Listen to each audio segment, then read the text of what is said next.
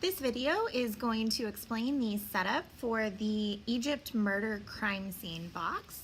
So I made this box with a variety of things that aren't actually in the Breakout EDU box. So you can substitute a good number of these, and you can honestly kind of beg for a lot of them. So the kids with this box start with this on the table, which is an actual crime scene evidence bag.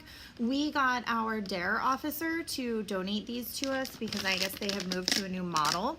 If you don't have a friendly DARE officer in your building, then you can print these off, which are in the folder, which I was originally just going to go to Price Chopper and get a sizable number of the paper sacks and just tape them to the front and fill them out. That's kind of the same thing. So there's the alternative for that.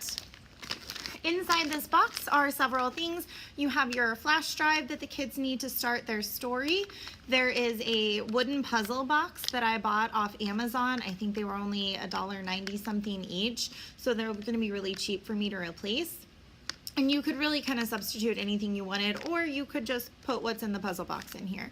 And then they have the 3-digit lock box. You do kind of need the larger box for this one because of what is going to go in it.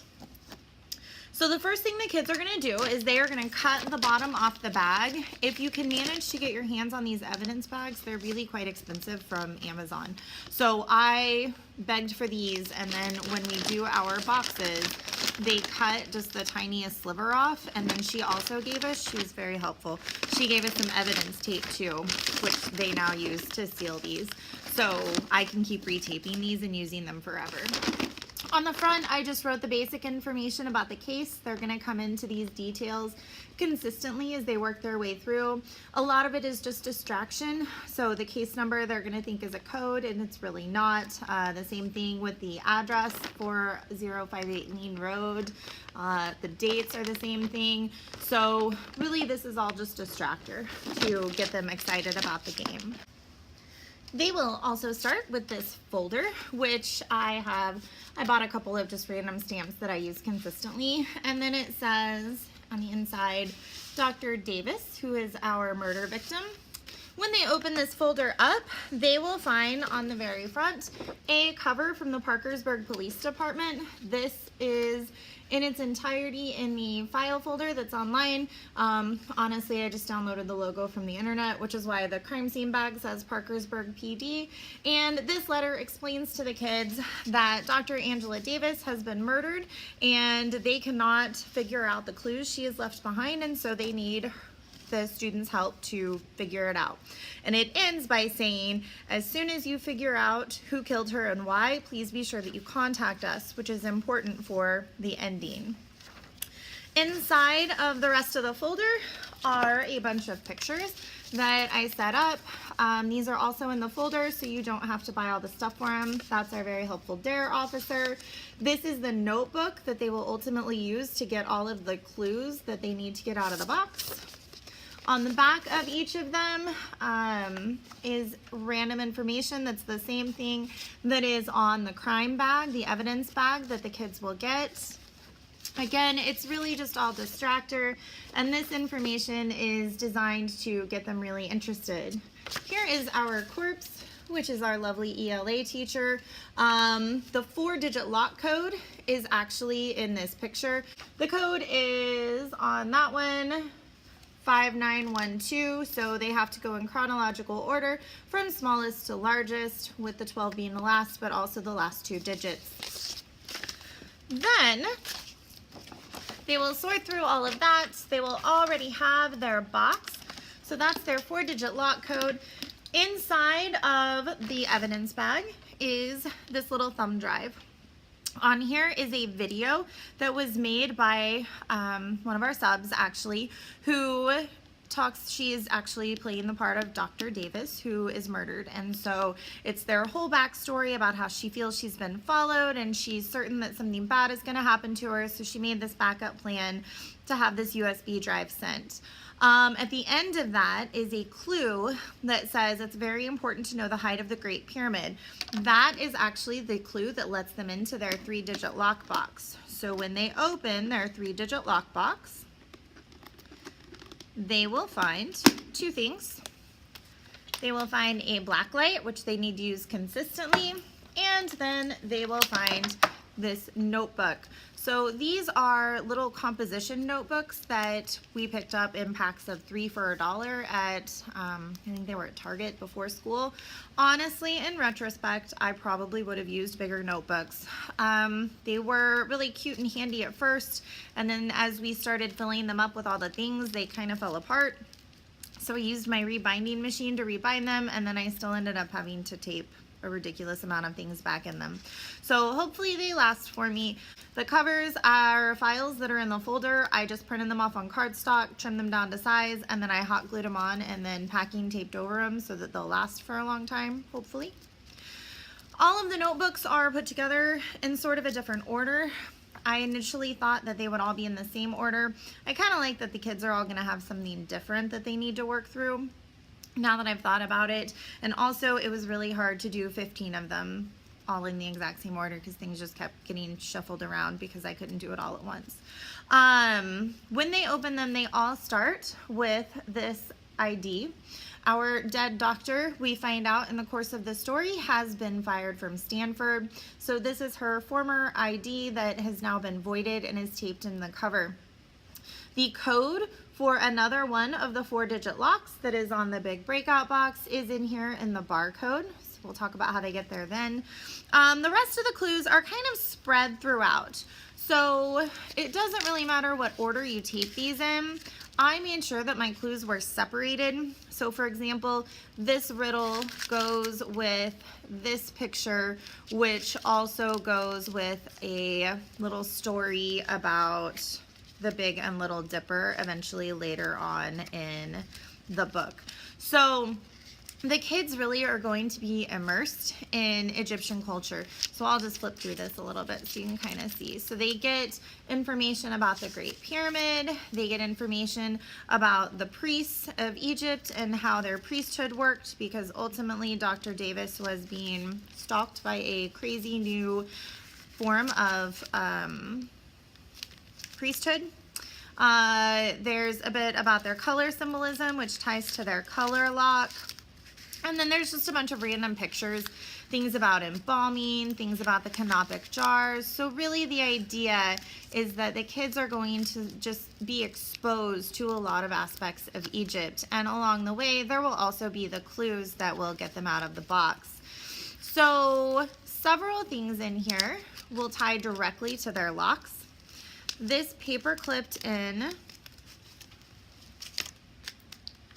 code decoder decodes a message that is in this wooden box that is in their evidence bag that they start with. So again, these are super cheap. You could choose to not hide them if you didn't want to. They slide apart. They're new, so they stick. When they get them apart, they will find the key to their gold locks, so hopefully they don't get discouraged because there is a lot to sort through. And they will find a little piece of paper clipped paper. And that piece of paper is actually the code that they will ultimately be decoding when they discover this decoder. So they slide this over, and when it's all lined up just right, it tells them that they need to enter all of the numbers from the barcode. Then they have to remember that the barcode's at the front of the journal, and they enter that into their 4-digit lock. The rest of the clues are spread throughout, like I said. So this eventually they have to connect to the hieroglyphics that are placed elsewhere in the journal. Here they are. When they translate it, it tells them that the code word is edict, because Nefertiti carried these out. The Pharaoh's word was law, and that is the edict. So that gets them into the word lock. The color clue is also hidden in here with a color chart. So the color clue is the Egyptians believed that purity before death led to eternal life and joy. So I capitalized and bolded those words. And then when they find their color chart, they will be able to translate those into colors. And that's just the color lock that came in my Breakout EDU kit.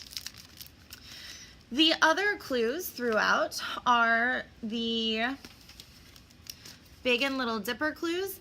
At one point in this book, I have a handwritten note that says Polaris is the brightest star in the sky and the North Star never sets. And then there's another note elsewhere that says researchers have suggested that the north air shaft of the Queen's Chamber is aligned with Beta B and Ursa Minor. The ancient Egyptians considered Ursa Minor to be part of Draco, known to the ancient Egyptians as the hippo. He is associated with the goddess Talret, who took the form of a hippo.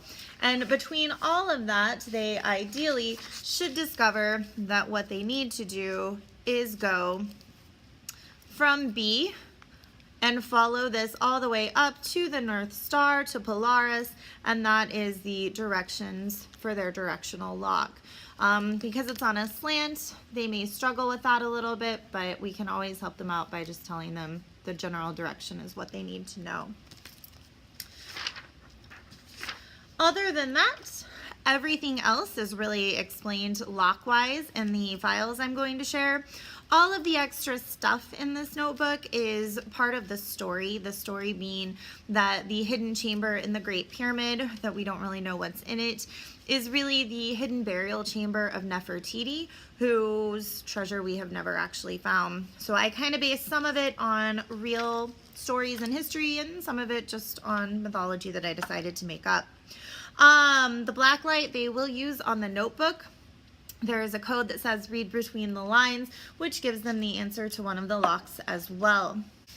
When they get all of the locks off of their box, they will find this letter inside, which actually gives them a choice.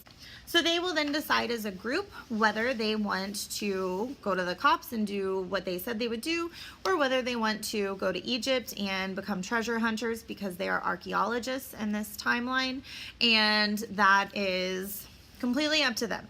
Whatever they choose to do, they will come and they will tell you. And then they will be given by the teacher one of these. So if they go to the cops, they will give them this. To Egypt, you give them this. And inside are a little slip, a piece of paper in each of them. The Egypt paper says, if you choose to go to Egypt and hunt for the treasure yourself, you must prove your knowledge. Enter the year the Great Pyramid was constructed in the safe and find your finale. The cops one has a similar riddle that tells them that they need to return to what they started with. So if you recall, what they started with was that file that had all of the pictures and also this memo from the police. If they choose to do that, when they shine the light on the memo and the light, they will find random numbers highlighted throughout. The same thing for Egypt, only they will need to enter the year as they were directed. I bought 2 of these safes that were on Amazon. They were about 30 bucks. But once they figure out what the code is, they will then enter the code into the safe. So it's sort of like a choose your own adventure, which I'm super excited about. When they unlock the safe, they will find inside of it a whole mess of envelopes. So they will take one and then they will open it, and in this envelope is the actual conclusion to their story, so they can read and see what happened based on their choices. They are different from the cops in the Egypt one. I wrote them myself, so they're kind of similar through a lot of it, but the way that they end up is quite different. And so hopefully the kids will be happy with their choices. There is also a file in the folder that says where we left off. This is something that the kids have to fill out at the end of day 1. We have 70-minute periods, and that is not enough for these boxes. We have 5th and 6th graders, and so it takes them a minute to decipher what's important from what's really just filler. But it's really kind of worth it because we feel like it's really immersive and the kids really like it. That file is really handy for me to quickly reset these boxes for them the next day. So they just mark off where they are, they put on any notes about what they've learned and what they need to do, and then I initial it before they leave saying, yes, you have gotten these locks off, so I know exactly where to start them the next day. Because they all have a gold key lock, their gold key lock is the number I write at the top of that page, and that way I know what box they need back the next day. At the end of the hour, everything they've done will go back into their evidence bag, including their scrap paper, so they don't leave with any clues. And then that way I can really easily just give them everything that they need to get started the next. Let me know if you have any questions. Hopefully you enjoy your mystery box.